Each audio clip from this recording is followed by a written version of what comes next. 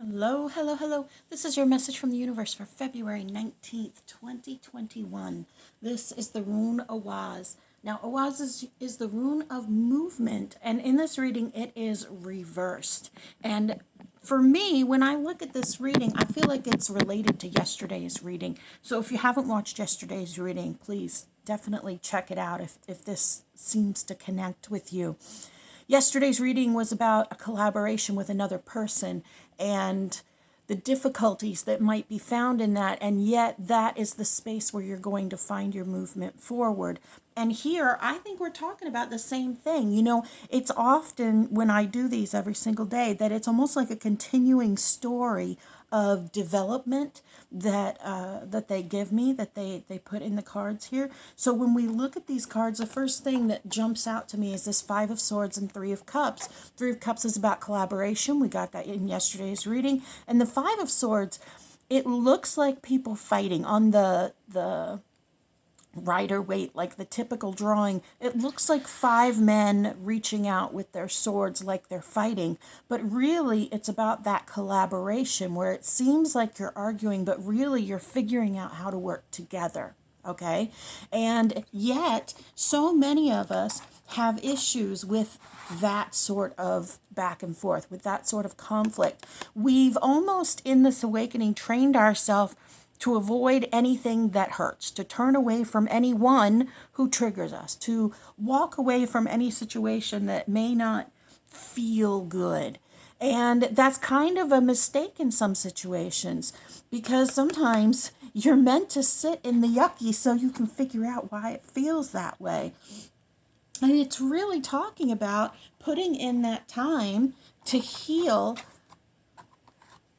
yourself, to overcome those fears and insecurities that you have within yourself. We have the Star upright and reversed in two different decks, which always says to me that this is about healing inside and outside, that this is about not only how we think on the inside about ourselves, but how we act on the outside towards others. Because sometimes what we think is just protecting ourselves is actually hurting other people. And when you're trying to have a collaboration, if you keep pushing the other person away, or if you keep responding to their yuck, to what you interpret as their yuck, then you're actually hurting them.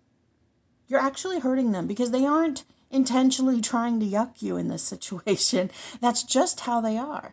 And what we have to remember is our own empathy, and that these people are the way they are because of their own insecurities, because of their own fears, because of their own problems that they've been through, that they are also in the midst of working out in their own life. And so by recognizing that, our own healing can become even stronger and even greater because we see that they're going through the same exact thing we are, and instantly we are able to have empathy for the journey that they're on.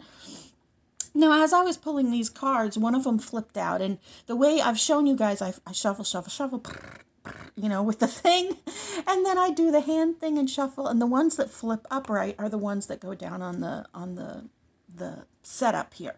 So I was shuffling for this last spot. So it was looking like this. And I was doing my little shuffle, shuffle, shuffle, shuffle, shuffle. And then one fell exactly like that. Exactly like that. But it did not flip.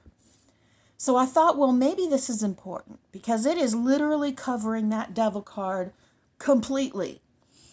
So I grabbed the card and put it underneath of there. Now, I did peek at it because I put it upright.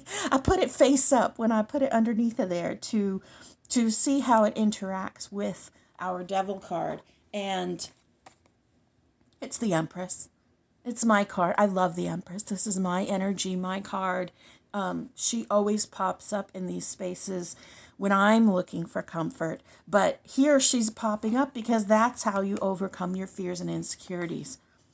Unconditional love.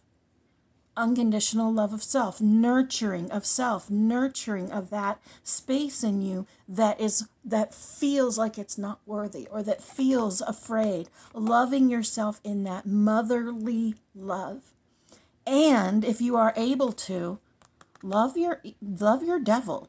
Love your demons. Love your insecurities. Love those like as if you are looking upon your most beloved child who just happens to get mad and scream shit at the top of their lungs, and they're like 3 years old, and they do it every time because maybe they heard their mother or their father do it, and it's cute as hell every time, even though you know that they shouldn't be doing it.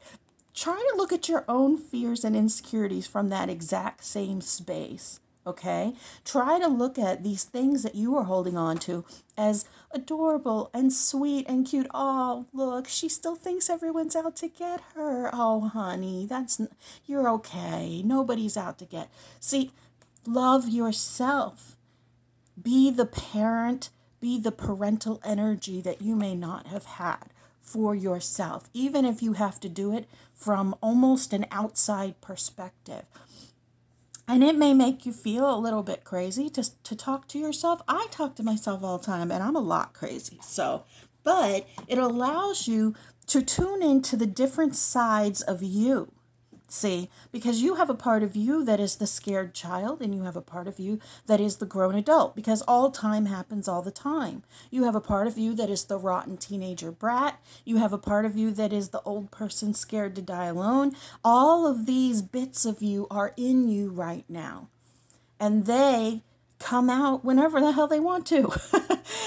But you can use that to your advantage, because you can take the wisdom of the older person, if you're a young person now, the wisdom of you at 90, and look at the situation you're in. Or you can take the motherly energy, or the parental energy of compassion that you may have in your 30s or 40s, when you have children a little bit older in life, and look at yourself in that way. There's a space for us where we are able to interact with our own neuroses or issues in a way that soothes and comforts and helps us to overcome them. And that's the space that we are striving to get through, because when we overcome them, now we can move forward. Now we can have that movement that is blocked by this situation of frustrating collaboration with others. All right, y'all. You are beloved, you matter, and you are so very loved. Thank you so much.